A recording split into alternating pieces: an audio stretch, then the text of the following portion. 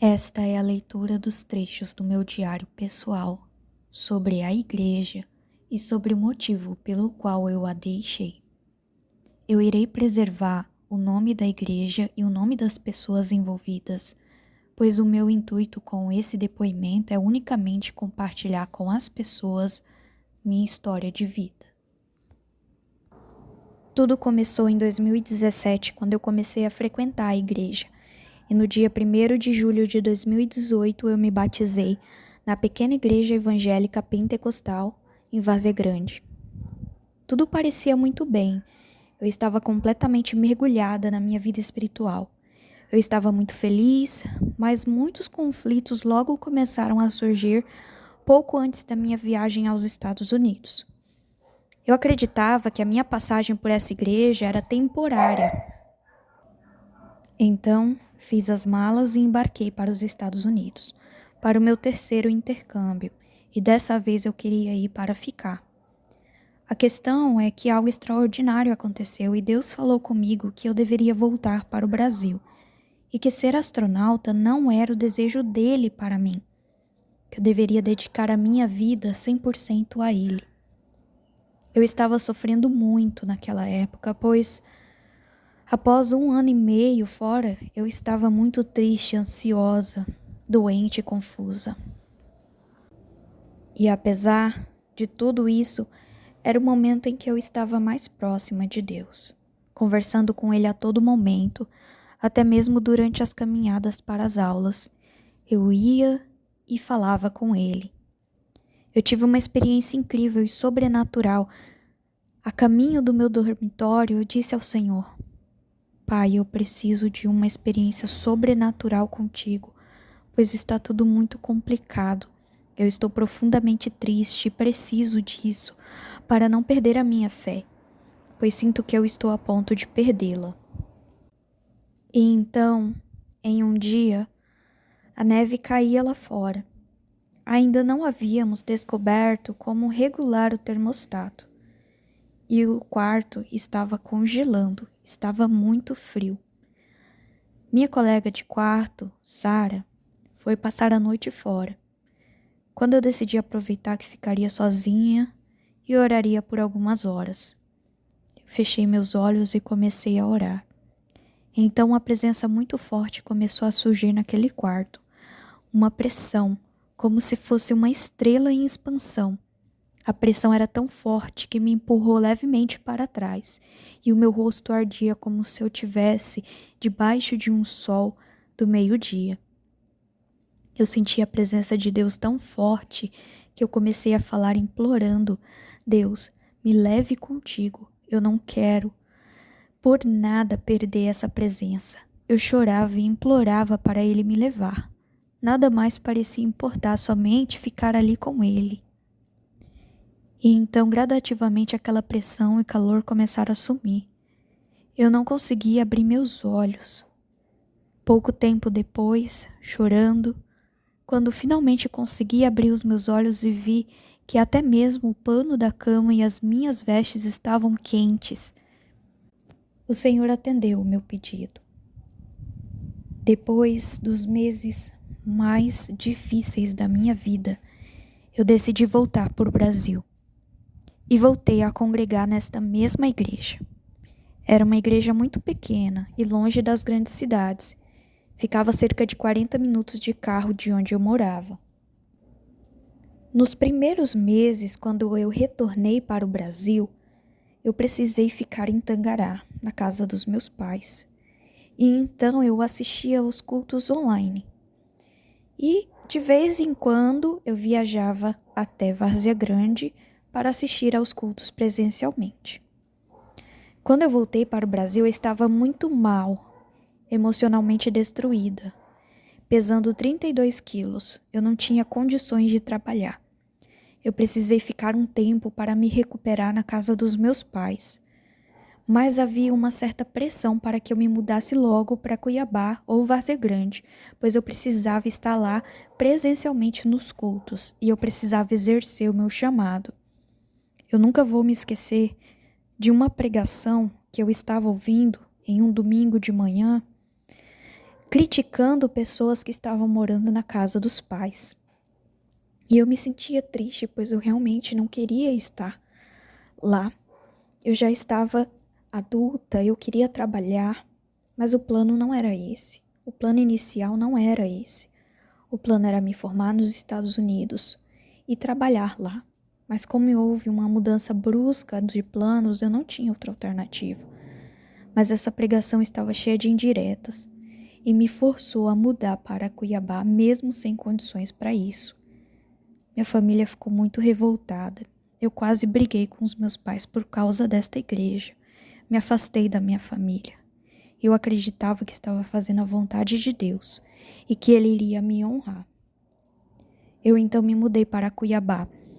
A igreja ficava na cidade vizinha, Várzea Grande. Eu arrumei um emprego em uma escola de inglês presencial. Era um emprego horrível, com péssimas condições de trabalho. Eu trabalhava de segunda a sábado e não ganhava quase nada. Houve um dia de eu ter de decidir se almoçava ou pagava a passagem de ônibus de volta para casa.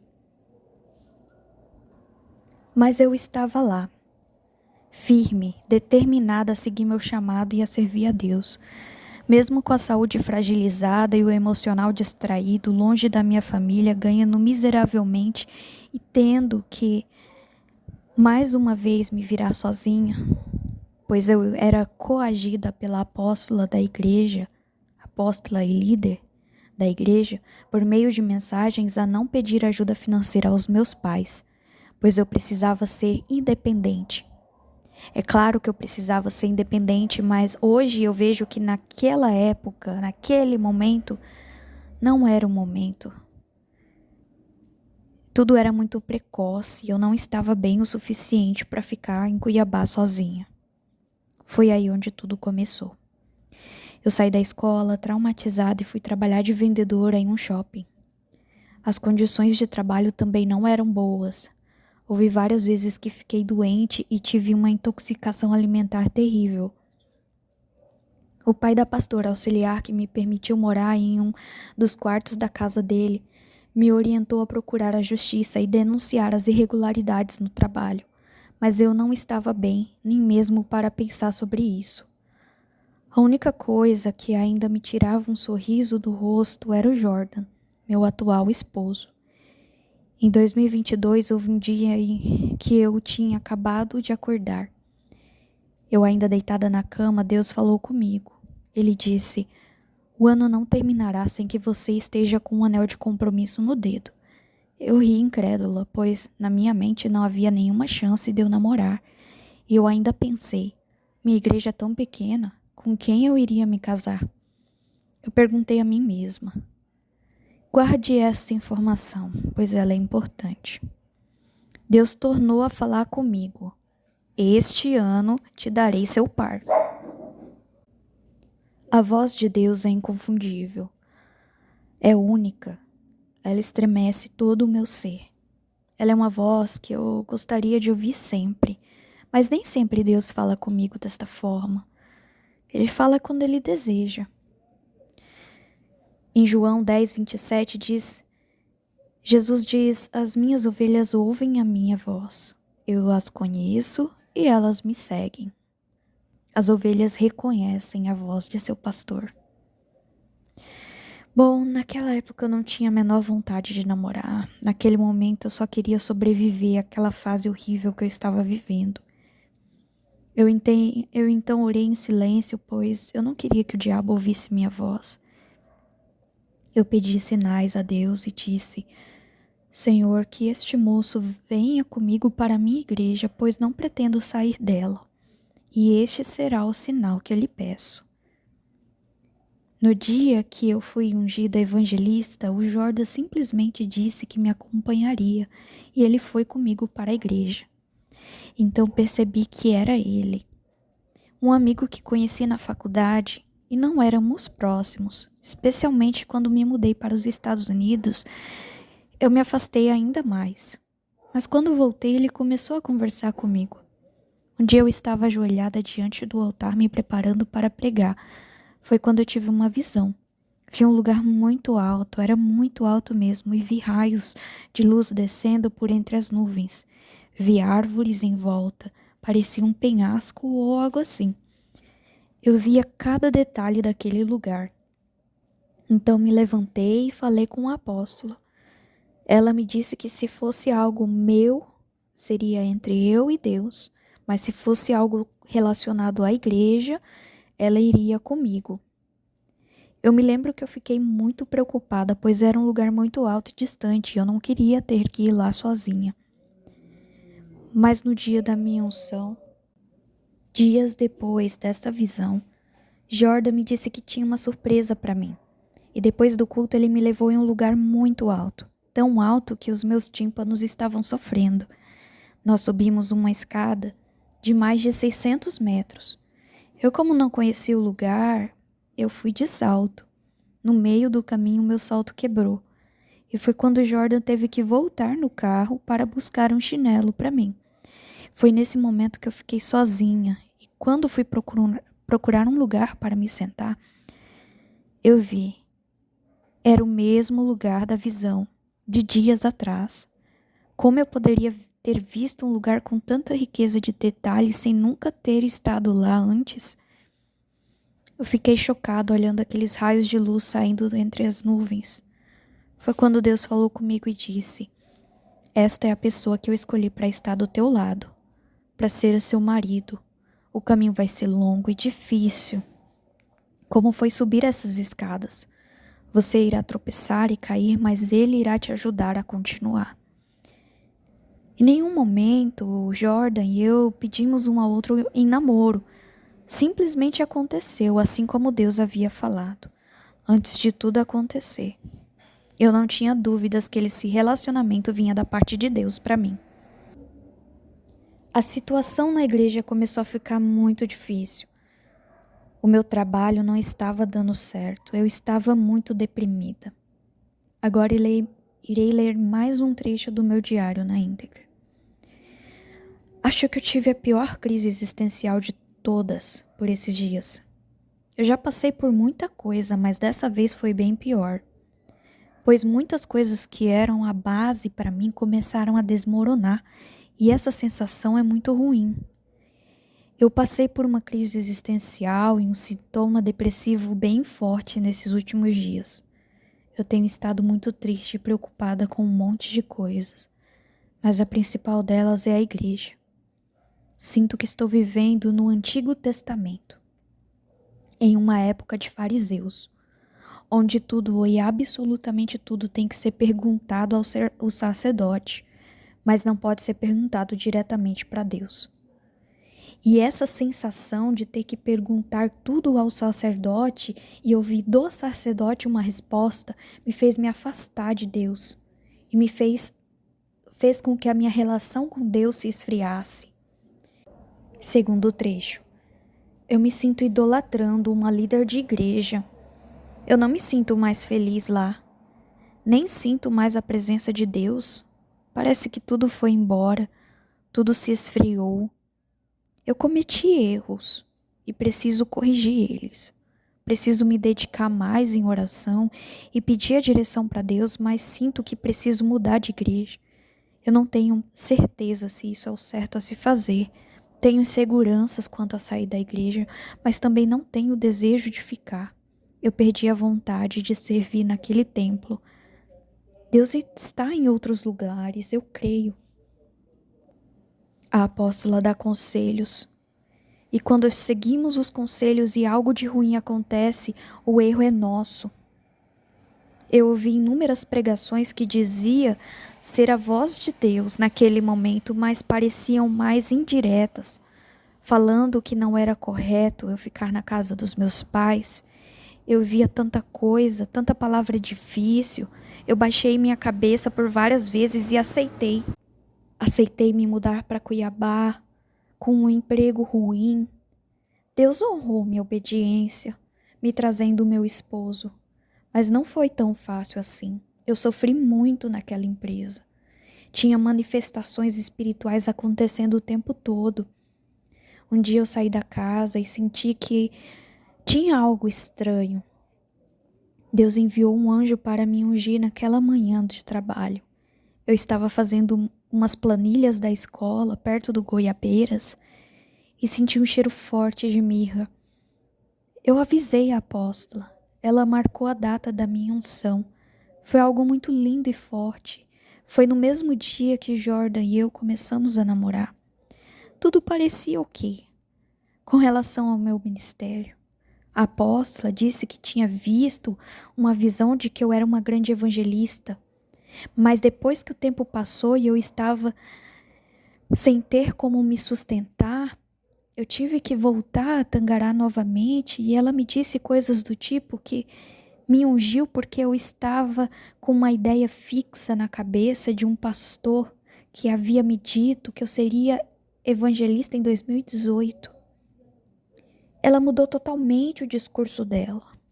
Ela colocou a culpa em outra pessoa. Ela disse que eu seria missionária, não evangelista. Quem falou que Deus tinha me mostrado que seria evangelista foi ela. O pastor, em 2018, me disse que eu seria missionária.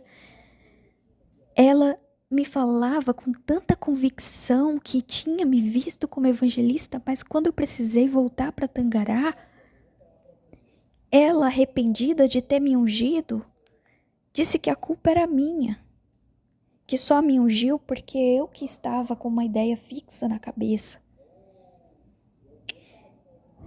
Disse que se soubesse que eu iria para Tangará, ficar alguns meses lá, não teria me ungido. Mas quem me ungiu foi ela? Não foi Deus? Às vezes, eu me sinto que sirvo a ela e não ao Senhor. Para falar a verdade, com tantas cobranças e tanta rigidez, houve um tempo que eu realmente estava mais preocupada em agradar a ela do que a Deus. Naquela igreja, pois tudo tem que ser conforme a vontade dela, conforme o que ela mesma muda e depois diz que tem que fazer de outra forma. Um exemplo foi a situação da saia dos uniformes. Eu e a pastora auxiliar tivemos muitos problemas com a saia. Um dia a apóstola tirou as minhas medidas para fazer a saia e ela mediu errado. Ela mediu em inches e não em centímetros. A costureira falou para mim que as medidas estavam erradas, que as medidas estavam como medidas de uma roupa de bebê. E assim ela disse que não, que as medidas estavam certas e que as medidas eram pequenas porque eu era muito magra. Depois, quando eu fui incluir esse fato no meu testemunho, porque no final das contas a saia deu certo e eu fui testemunhar sobre isso, mas quando eu cheguei nessa parte, a apóstola interviu e cortou a minha fala e colocou a culpa em mim pelas medidas ter sido feitas da forma errada. Sempre na defensiva e como se ela nunca pudesse estar errada em momento nenhum, ou pelo menos parecer estar errada. E com o argumento que ela usou para se defender na frente de todos, ela falou que era muito magra, que eu pesava 32 quilos e por isso a saia estava errada. Eu sabia o quanto o meu peso era um problema para mim, para minha autoestima. E ela também sabia e mesmo assim me humilhou na frente de todos. Terceiro trecho. Ela fala coisas e depois diz que não falou. Ela disse uma vez, depois dos grupos de orações nas quartas-feiras, que Deus havia mostrado para ela que o Jordan, o meu atual esposo, estava pensando se iria mesmo se casar comigo, por causa do meu jeito, e que ele falava com outras garotas. Ela disse aquilo na frente de todo mundo. Nossa, como aquilo me machucou, aquilo me matou por dentro, porque eu acreditava realmente que aquilo tinha vindo da parte de Deus. E naquele dia eu até briguei com meu futuro marido. Naquela época nós ainda estávamos em namoro. E quando eu fui questionar ela sobre isso, dias depois ela disse que não havia dito isso. E que ela disse que não era bom ter um marido que não servia a Jesus. Mas isso ela também disse, mas foi em um outro momento. Quando ela foi até o meu trabalho, no shopping, me dizer que eu tinha que ficar lá. Havia uma cultura de humilhar as pessoas na frente de toda a congregação. E tudo tinha que ser exatamente como ela ditava, mesmo que houvesse que ter que mudar depois.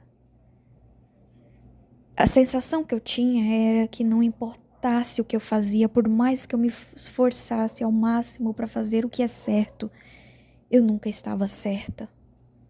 E por mais que eu desse o meu melhor, aquilo que eu conseguia fazer, nunca era o bastante nem o suficiente. Havia muitas pregações sobre humildade, mas não havia frutos e nem exemplos que confirmavam isso.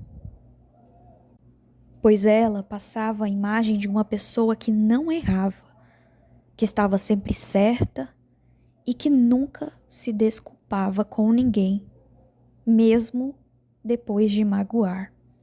Nunca pediu desculpas a mim, mas sempre me obrigava a pedir desculpa a qualquer um que eu ferisse.